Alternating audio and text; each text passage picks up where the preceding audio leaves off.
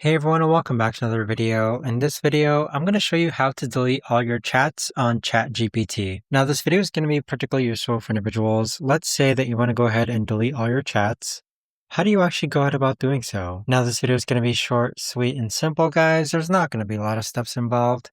Now, in order to do this, what you're first going to do is log on to ChatGPT, then click on your profile icon on the bottom left-hand corner, then click on Settings. Next, you're going to go ahead and click on Data Controls, and then on this page here, you can see that there's a Delete All Chats button. Click on this Delete All Chats button, and it'll go ahead and delete all your chats. But there you have it, guys. That right there is the best and easiest way that I know of to actually go ahead and delete all your chats on ChatGPT. Additionally, you can also archive all your chats, but that right there, guys, is the best and easiest way that I know of to actually go about doing this. If you guys know of a better, easier way, let me know in the comments down below.